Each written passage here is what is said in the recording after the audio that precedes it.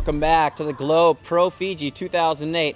Round 2 now in the books, and it started off yesterday in the late afternoon here at restaurants. Let's recap what happened yesterday. It was Taj Bro in the early going versus the Fijian wildcard, and Taj needed this win to survive his title hopes, keep him alive. He's off to a little bit of a sketchy start this year, but Taj had a couple nice barrels and pulled through.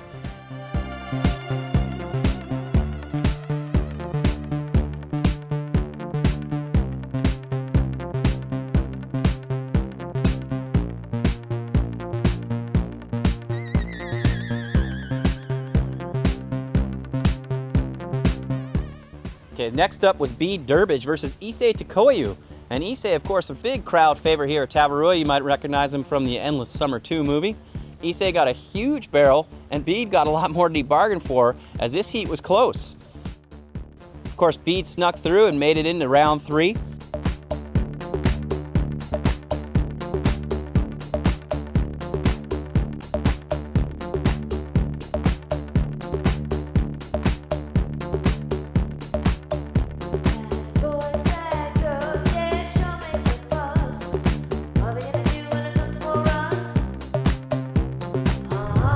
So that wrapped things up at our restaurants, but we didn't know that until this morning when the call was made to move out to Cloudbreak, which is 2 miles away out in the middle of the ocean on the reef.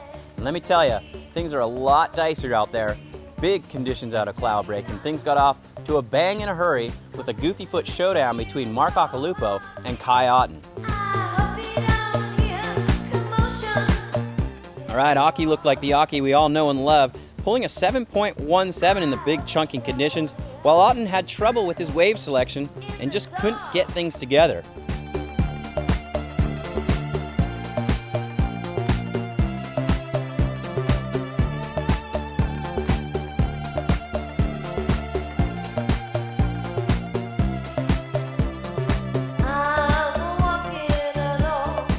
It wasn't a high-scoring heat, but unfortunately for Kai, I had a bit of a shocker, but I'll take it.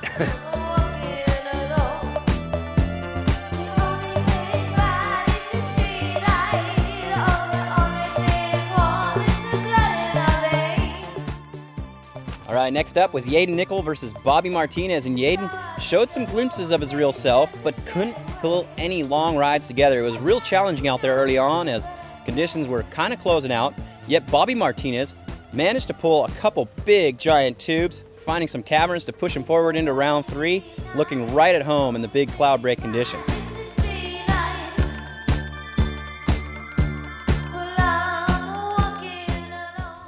Following that matchup, it was Ricky Bassnett, the South African, versus the charismatic Ace Buchan.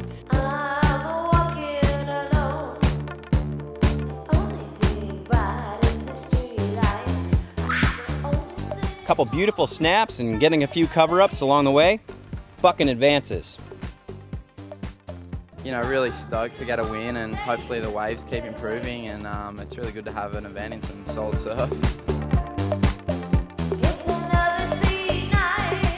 Next up, it was CJ Hobgood versus Daniel Ross, and Ross's choice of equipment seemed a little questionable. He was riding a 6.8, which seemed a little lengthy once he got out of the face.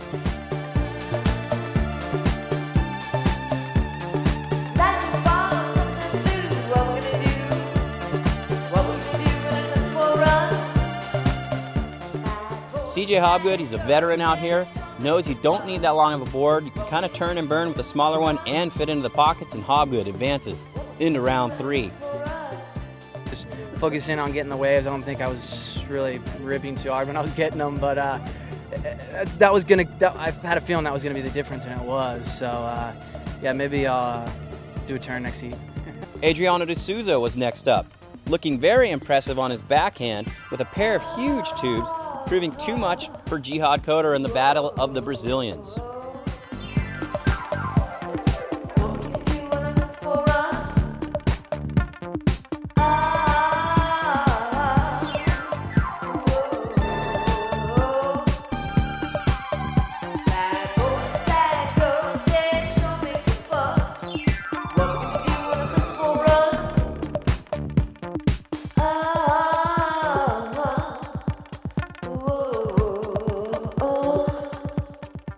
I was so excited, in that moment. So there's really good waves as well. It's pumpy. and I got two really good waves, two high 7s. So she hadn't got any waves good. So yeah, that's really bad, and I don't have a really good heat with him. But hopefully next time then I'm gonna be enjoy.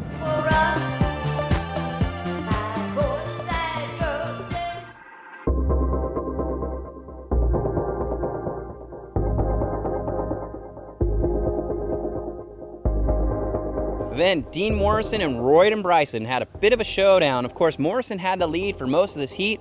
Then, with about a minute left to go, Royden closed with the giant 7-0, pulling him into the lead and into round 3.